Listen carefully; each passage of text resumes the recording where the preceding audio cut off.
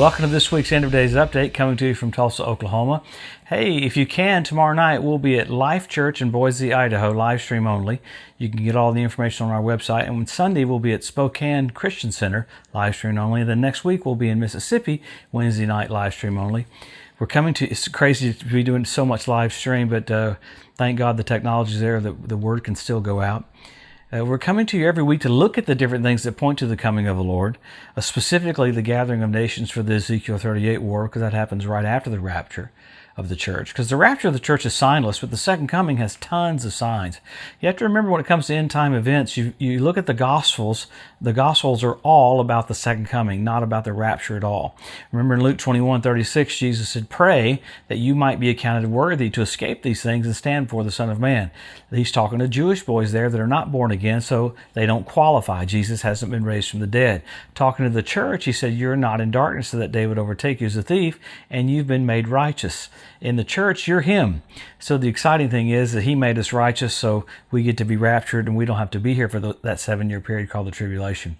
Man, so much keeps happening. We got a lot of information about last week about the Rabbi Yitzhak Kaduri talking about the letter he wrote saying that Israel would be ruled by two Benjamins when Messiah would come. Let's talk about that for a second because everybody's kind of freaking out. Now remember, when I say that the Messiah is coming, remember the ritual baths around the temple are filling up with water, and the rabbi said the Messiah is about to come. The rabbi said, when you see the Sea of Galilee fill up, well, it filled up last week, the Messiah is about to come. Now the problem is they're talking about literally the Antichrist, the false Messiah. They're going to be thinking he is the Messiah, but he doesn't come until 7 years after the rapture of the church. Remember, what starts the tribulation is Israel signing a covenant with the Antichrist. Then 7 years exactly after that, God's very precise about this, the second coming will happen. So they're going to think that this anti-Messiah or false Messiah or Antichrist is the Messiah. Midway through the tribulation, he enters into Jerusalem, into the temple, and says, "I'm God." And they go, "Wow, this is an uh-oh moment. This is not God. This is the Antichrist." So that's why there's such an intensity about this, is because all these signs are pointing to the coming of the Lord. So there is some different things in the timing of it, but wow, we're so blessed to see everything happening. So let's pick up with what happened around Israel this last week. And notice, once again, Israel did an airstrike right outside of Damascus and hit an Iranian target where they're hauling missiles down. The week before, they hit a compound up in Homs. This week, they hit Damascus. You got to remember, Isaiah 17:1 says that Damascus will be removed from being a city. I mean, that's pretty incredible. One day we're going to look on the news and Damascus is going to be there no more. So Israel has to preemptively strike to stop those missiles from piling up with Hezbollah because of the precisionness of what they have gotten to in this late hour. They can hit wherever they want in Israel, and Israel has to keep taking those out. With that, you had Israel's the independence celebration yesterday. It's crazy not to be able for people to gather for the celebration, but it's been 72 years since Israel was regathered as a nation. What an amazing event that in Acts chapter 8, they were scattered, the diaspora, and in your lifetime in 1948, they were regathered. So there was a big celebration for that. There's a lot going on still about two prime ministers being joined together in Israel. You had more stuff happening with Judea and Samaria. This is so cool that Israel's going forward to annex Judea and Samaria.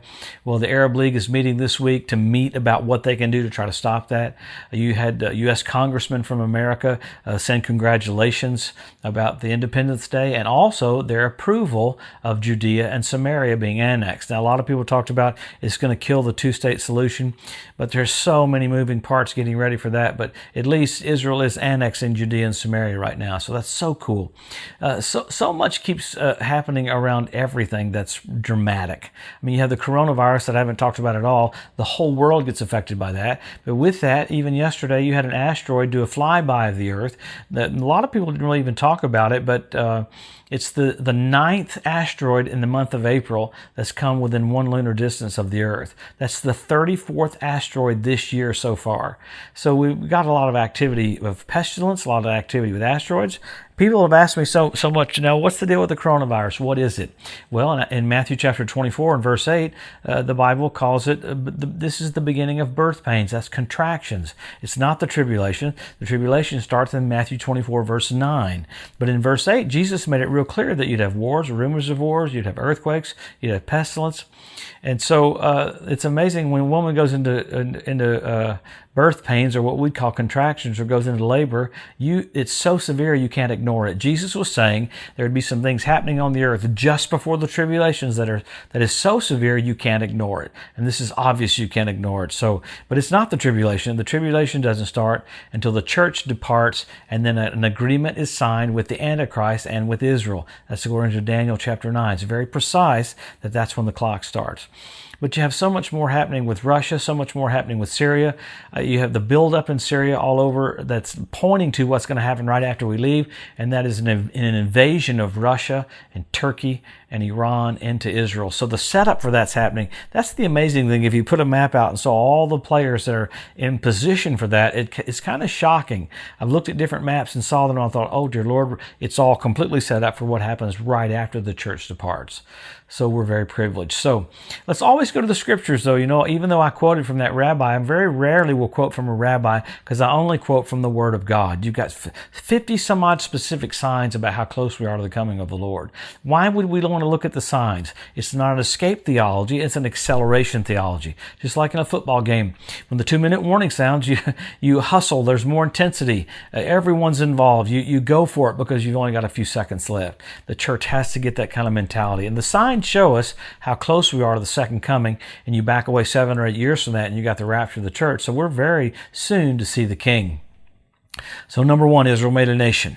Number 2, Jerusalem won back. Jesus said the group of people that sees those 2 events will not pass away till all is fulfilled. He said that so you could know when the kingdom of God is about to come. And then he said this generation will not pass away till all is fulfilled. Then you got the Hebrew language restored. You got the Ethiopian Jews brought back. You got the fertility of the land of Israel. You got the revival of the Roman Empire. You have all these things. You have the Temple Mount Institute. They're set up to start having sacrifices because it's going to convert back to Old Covenant time. The tribulation is 7 years of Old Testament time that God owes Israel. And that whole tribulation thought pattern is pressure put on the world to receive Jesus as the Messiah. So you see the setup for that right now. So along with that, you have 172 different species of predatory birds. I mean, it's absolutely crazy. Right after the Ezekiel 38 war, God calls on the fowl of the air to come clean the land up. 7 years later at the Battle of Armageddon, he calls on the fowl of the air to come clean the land up. So you have the cleanup crew in Israel right now. You have men will be lovers themselves. We have selfie sticks. So you have all these things in position. You had foxes show up on the Temple Mount a few weeks ago. Crazy. That's from Lamentations. You had the ritual baths, like I said before, fill up around the Temple Mount. You had the Sea of Galilee fill up. You had fish show up in the Dead Sea. All these tangible physical things to look at to show you how close you are to the coming of the Lord. They're all exact, they're all precise, and they're all inarguable. For every one verse there is about the first coming of the Lord, you got 8 times more about the second coming. Second coming so documented with all these things to show us how close we are. Why? He loves you. He wants you excited. He wants you expectant. It's not about doom and gloom. It's about Jesus is about to come back. Now for the world, it's a very scary time. But for the church, it's the most exciting time there ever was or ever will be. The greatest change for your life is getting ready to happen. We're about to be raptured. I've been telling the Lord, you might want to get those particle changers all charged up because we're about to be changed. I'm looking forward to getting a glorified body. The stain of Adam is going to be taken off of me. I love it that my weight is perfect. I'm just not the right height. But thank God soon we're going to get brand new bodies. Amazing. This mortal is going to put on immortality. He's going to say, come up hither, come up to the throne of God. And just as Enoch was raptured, just as Elijah was raptured, just as Jesus was raptured, just as there'll be a church rapture, there'll be a mid-trib rapture, there'll be a rapture of the 2 witnesses. So there's raptures in the Bible because people need to be removed because things are happening on the earth. Jesus is coming back so soon.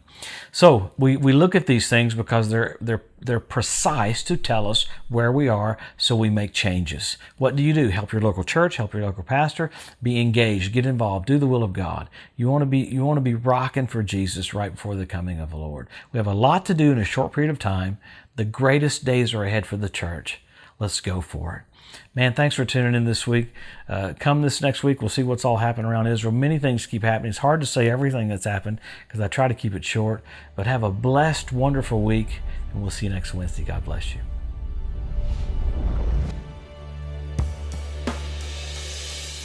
Thanks for joining us today at the End of Days Update. If you'd like to be notified every time there's a new post, just go to the EDU at josephmorris.com and subscribe to receive email alerts.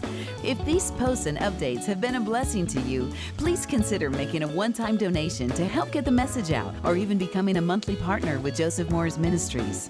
Thanks again for tuning in to the EDU, and we'll see you next week. One love to overshadow.